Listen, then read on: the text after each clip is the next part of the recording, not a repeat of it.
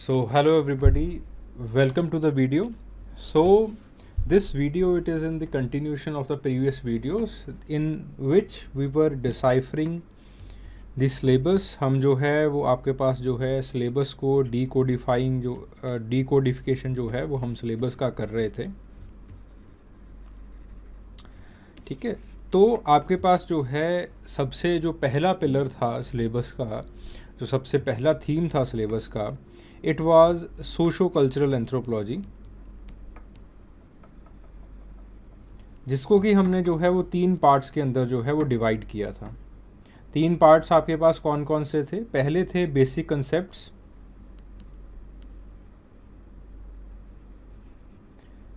ठीक है, there were certain basic concepts, जैसे आपके पास कल्चरल रिलेटिविज्म हो गया, जैसे आपके पास जो है वो कल्चर एंड सिविलाइजेशन दोनों के बीच वाला रिलेशनशिप हो गया, सोशल स्ट्रेटिफिकेशन हो गया. So these were certain basic concepts.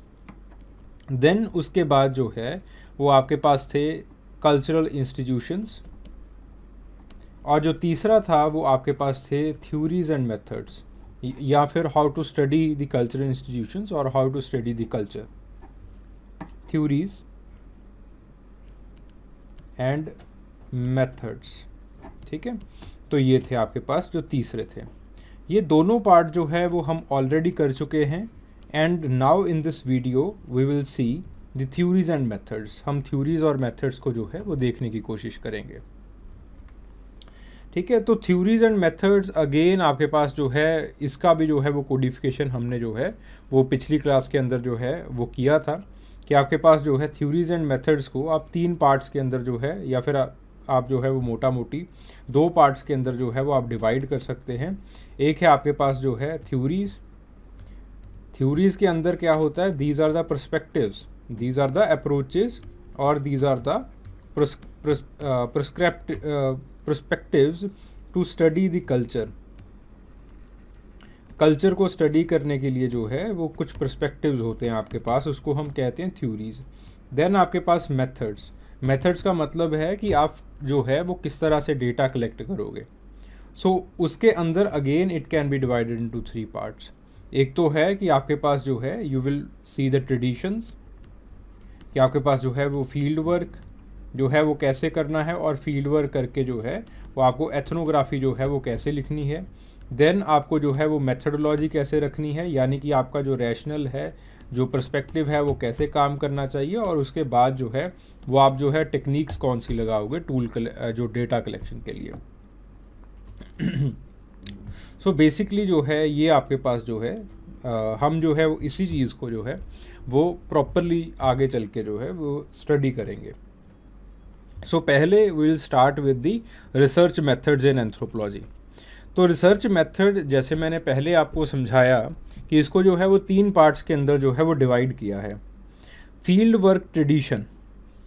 देखिए, फील्ड वर्क ट्रेडिशन का मतलब ये नहीं है कि खाली आपको जो है वो ये जानना है कि फील्ड वर्क जो है वो क्या होता है. इसके साथ साथ जो एक यूपीएससी का इंटरेस्ट रहता है वो ये रहता है कि आपका जो फील्ड वर्क है, कि जो आपका फील्ड वर्क है वो कैसे इवॉल्व हुआ है, इसका जो है वो एवोल्यूशन कैसे हुआ है. तो जो सबसे पहले आप स्टार्टिंग से जो है वो चीज़ों को स्टार्ट करोगे, कि सबसे पहले जो है कुछ आपके पास फील्ड वर्क हुए, जैसे आपके पास अल ब्रूनी ने जो है वो इंडिया के अंदर कुछ डेटा वगैरह कलेक्ट किया, बट प्रॉपर जो है वो आपके पास मेथड जो है वो नहीं बन पाए. फिर धीरे धीरे करके आपके पास जो है there were certain armed chaired anthropologist. कुछ आपके पास आर्म्ड चेयर्ड एंथ्रोपोलॉजिस्ट थे. वो आर्म्ड चेयर्ड एंथ्रोपोलॉजिस्ट जो है वो डेटा कलेक्ट करते थे, और उन्होंने जो है वो एथनोग्राफीज जो है वो लिखनी जो है वो शुरू कर दी. ठीक है, फिर उसके बाद आपके पास जो है वो टायलर आते हैं, मॉर्गन आते हैं, एक्सेट्रा एक्सेट्रा. फिर आपके पास जो है वो फंक्शनलिस्ट आते हैं. इसके अंदर बहुत बहुत इंपॉर्टेंट फंक्शनलिस्ट आते हैं, और फंक्शनलिस्ट जो है आपके पास जो है वो फील्ड वर्क को जो है वो और ज़्यादा जो है वो इंटेंसिव कर देते हैं. फंक्शनलिस्ट के साथ इससे पहले जो है वो आपके पास फ्रांज बोआ आते हैं. फ्रांज बोआ जो है वो कहते हैं कि आपको जो है वो एटलीस्ट साल में 2 बार जो है वो विज़िट करना होगा फील्ड के ऊपर. लेकिन फंक्शनिस्ट जो है वो कंटिन्यूटी की बात करते हैं, कि आपको जो है वो फील्ड वर्क के ऊपर जो है वो कंटिन्यूसली रहना है. और इसी के साथ जो मालिनोव्स्की हैं वो आपके पास कुछ जो है वो हदायतें देते हैं फील्ड वर्क के लिए, कि फील्ड वर्क अगर आपको करना है तो आपको इन चीज़ों को जो है वो सेटिस्फाई करना पड़ेगा। फिर उसके बाद जो है वो आपके पास एक ट्रेडिशन आता है, the tradition of interpretive anthropology. उनका अपना तरीका है फील्ड वर्क करने का। फिर उसके बाद आपके पास जो है वो कॉग्निटिव साइंस और आपके पास कॉग्निटिव एंथ्रोपोलॉजी कह लीजिए, या फिर आपके पास जो है वो फिनोमेनोलॉजी का यूज़ जो है वो होना स्टार्ट हो जाता है फील्ड वर्क के अंदर। ठीक है, तो ये आपके पास मैंने बहुत रफली जो है वो आपको समझाया है कि ये जो है वो बेसिक पड़ाव हैं। इन आपके पास बेसिक 4 पड़ाव आए हैं एंथ्रोपोलॉजी के अंदर, इनको जो है याद करना जो है वो आपके लिए इम्पॉर्टेंट है, इनको जो है वो देखना आपके लिए जो है वो इम्पॉर्टेंट है। और इसी के साथ जो है वो आपके पास जो है वो आगे क्या क्या हदायतें दी है, कॉन्क्लिन ने क्या हदायत दी है, और इसके साथ जो है वो आपके पास जो है वो एथनोग्राफी का जो है वो एवोल्यूशन कैसे होता है। ठीक है, तो पहले जो है वो आपके पास जो है वो जब आर्म चेयर्ड एंथ्रोपोलॉजिस्ट होते हैं तो आपके पास जो है वो एक क्या कह सकते हैं उसको, कि एक आपके पास जो है it was simple kind of documentation. ठीक है, एक बहुत जो है वो साधारण सा सिंपल सा डॉक्यूमेंटेशन जो है वो होता था। फिर उसके बाद जो है वो जैसे आपके पास जो है वो कुछ क्लासिकल एवोल्यूशनिस्ट आ जाते हैं, जैसे आपके पास टायलर आ गए, मॉर्गन आ गए, जैसे आपके पास जो है इवन फ्रांस बोआ भी आ गए उसी के अंदर, तो आपके पास जो राइटिंग स्टाइल है वो सैल्वेज एथनोग्राफी का जो है वो बन जाता है। ठीक है, तो इस तरह से आपके पास जो है वो एथनोग्राफी जो है वो चेंज होती रहती है। फिर आपके पास जब इंटरप्रेटिव एंथ्रोपोलॉजी आ जाती है तो इंटरप्रेटिव एथनोग्राफी जो है वो शुरू हो जाती है। देन आपके पास जो है जब आपके पास कॉग्निटिव साइंस या पोस्ट मॉडर्निज्म का जो एरा आता है उसके अंदर जो है वो आपके पास डिस्क्रिप्टिव या फिर नॉवल काइंड ऑफ एथनोग्राफी जो है वो शुरू हो जाती है। जब बीच में आपके पास फंक्शनिस्ट आने शुरू हो जाते हैं तो आपके पास जो है वो कन्फ्लिक्ट एथनोग्राफी जो है वो शुरू हो जाती है। पोस्ट कॉलोनियल टाइम के ऊपर ही जो है वो आपके पास फेमिनिस्ट एथनोग्राफी जो है वो भी जो है वो शुरू हो जाती है। सो इस तरह से जो है वो चीज़ों को जो है वो आपको समझना है कि किस तरह से जो है वो चीज़ें डेवलप हुई है। Then the second topic, it is the distinction between the technique, method and methodology। देखिए, एक होता है कि आप जो है वो बेसिक रैशनल अपनी जो आपने रिसर्च करनी है उस रिसर्च के अंदर आप जो है वो बेसिक रैशनल जो है वो लगाते हो। ठीक है, कि फॉर एग्जांपल लेट से रैशनल का मैं एक एग्जांपल देता हूँ। लेट से मैंने ये ऑब्ज़र्व किया कि आपके पास जो सारे तरल पदार्थ हैं उनको आप स्ट्रॉ के साथ जो है वो पी सकते हो। ठीक है, मैंने ये ऑब्ज़र्व किया कि जितने आपके पास तरल पदार्थ हैं उनको आप जो है वो स्ट्रॉ के साथ जो है वो पी सकते हो। तो आपके पास इसका मतलब क्या है कि सूप को भी मैं स्ट्रॉ के साथ जो है वो पी सकता हूँ। इस चीज़ को हम कहते हैं आपके पास जो है this is known as the inductive reasoning, कि मैंने इसका एक इंडक्शन निकाला, एक साइंटिफिक जो है वो मैंने एक परिणाम जो है वो इसका निकाल दिया, इंडक्टिव रीजनिंग। ठीक है, फिर आपके पास जो है वो दूसरी जो चीज़ आती है that is the deductive reasoning. फिर आपके पास जो है वो डिडक्टिव रीजनिंग जो है वो आती है। ठीक है, तो आपके पास मेथडोलॉजी का मतलब है कि आपके पास जो है वो आप कौन सा बेसिक रैशनल जो है वो लगा रहे हो, कि आप जो है वो इससे जो है वो क्या कंक्लूजन जो है वो आप निकालना चाहते हो, क्या जो है वो इससे जो है वो आप चीज़ों को जो है वो आप जो है वो निकालना चाहते हो। क्या आप कोई थ्योरी का फॉर्मुलेशन जो है वो करना चाहते हो, या फिर आपके पास जो है वो आप इसको सिंपली एक आर्ट वर्क की तरह जो है वो आप चीज़ों को रखना चाहते हो, उसको आप कहते हो मेथडोलॉजी। तो जो आपके पास मेथडोलॉजिकल स्कूल्स हैं they can be divided into 3 parts, positivism, non positivism, anti positivism. ठीक है, तो आपके पास मेथडोलॉजी, अगेन आपके पास मेथडोलॉजी के अंदर अलग अलग तरह के रैशनल जो है वो लगाए जाते हैं। इंडक्टिव रैशनल होता है, डिडक्टिव रैशनल होता है। ठीक है, तो आपके पास जो है ये जो है वो मेथडोलॉजी में जो है वो चीज़ें आ जाती हैं कि आपका पर्पज़ क्या है, मोटा मोटी पर्पज़ क्या है आपका। देन उसके बाद मेथड्स लगाए जाते हैं। ठीक है, तो मेथड्स जो है वो आपके पास, जैसे मेथड हो गया आपके पास जो है दिस जैसे आपके पास जो है the method it is much smaller than the methodology, और इट इज़ जो आपके पास टेक्निक है, मेथड जो है वो उससे जो है वो कुछ बड़ी चीज़ जो है वो होती है। फिर जो है वो हम देखते हैं technique, that what is technique. तो टेक्निक क्या होती है कि आपके पास जिन चीज़ों से आप डेटा कलेक्ट कर सकते हो, ठीक है, that is known as technique, उसको आप टेक्निक कहते हो। जैसे आपके पास जो है वो आप ऑब्जर्वेशन कर सकते हो, पार्टिसिपेटरी ऑब्जर्वेशन कर सकते हो, या फिर आप जो है वो आप इंटरव्यूज़ ले सकते हो, that is known as techniques. आप उसको जो है वो टेक्निक्स कहते हो, ठीक है। टेक्निक्स को यूज़ करने की कुछ अप्रोचेज़ होती हैं जिनको हम जो है वो मेथड कहते हैं, कि कैसे जो है वो हमें टेक्निक्स को जो है यूज़ करना है, किस पर्सपेक्टिव से जो है वो हमें क्वेश्चंस को पूछना है, किस पर्सपेक्टिव से जो है वो हमें जो है डेटा कलेक्ट करना है। कुछ आपके पास जो है वो थ्योरीज बनाई जाती हैं, ठीक है। थ्योरीज जो है वो आपके पास जो है वो मेथड को जो है वो डिटरमाइन करती है।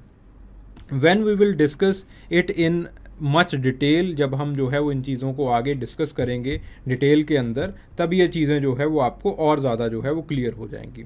फिर उसके बाद टेक्निक्स ही जो है वो नीचे आपको लिखी गई हैं, observation, interview, schedule, questionnaire, these all are the techniques. ये सारी की सारी जो है वो आपके पास जो है वो टेक्निक्स हैं, ठीक है। फिर आपके पास जो है देखिए मेथडोलॉजी, मैंने आपको समझाया कि आपके पास जो है वो positivism, anti positivism, non positivism जो है ये आपके पास जो है एक मेथडोलॉजी की तरह जो है वो इसको आप समझ सकते हैं, ठीक है। यहाँ से भी सवाल पूछे जाते हैं। अब थ्योरीज जो है वो आगे चल के जो है वो we will try to do, ठीक है, उनको जो है वो आप मेथड की तरह जो है you can regard them as method, और टेक्निक जो है वो आपके पास जो है वो नीचे ये सारी चीज़ें जो है वो आपको जो है वो प्रॉपरली दे दी गई हैं, ठीक है। So these are the techniques that you have to prepare. फिर उसके बाद आपके पास आती हैं एंथ्रोपोलॉजिकल थ्योरीज, ओके। तो आपके पास एंथ्रोपोलॉजिकल थ्योरीज के अंदर जो है वो ये सारी थ्योरीज जो है वो लिखी हुई हैं क्लासिकल एवोल्यूशनिज्म से लेके पोस्ट मॉडर्निज्म तक। और आपके पास मज़े की बात ये है कि आपके पास जो एंथ्रोपोलॉजी का डेवलपमेंट हुआ है, जो anthropology as a discipline, anthropology as a concept तो जो है वो आपके पास एरिस्टोटल से जो है वो डेवलप होना शुरू हो गया था। एंथ्रोपोलॉजी एज अ डिसिप्लिन, इसका जो डेवलपमेंट है वो आपके पास जो है वो इन्हीं थ्योरीज के माध्यम से जो है, इन्हीं थ्योरीज के जो है वो मीडियम से जो है वो आपके पास हुआ है।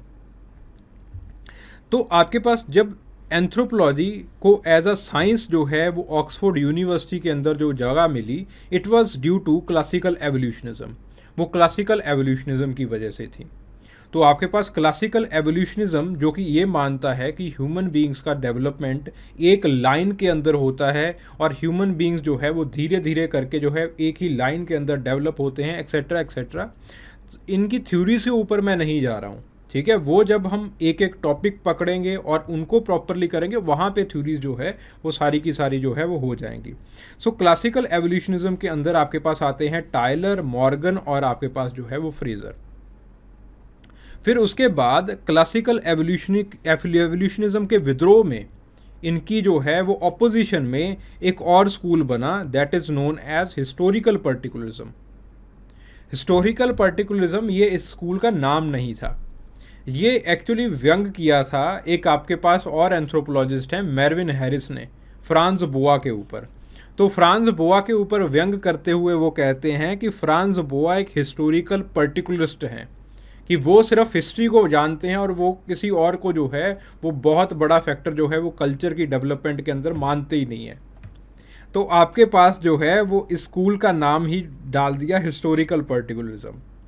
फिर उसके बाद 3 तरह का डिफ्यूजन जो है वो डिफ्यूजनिज्म जो है वो हम इसके अंदर पढ़ेंगे, ब्रिटिश, जर्मन और अमेरिकन, ठीक है। फिर आपके पास दीज अप्रोचेस, और ये इन मेथड्स को हम कहते हैं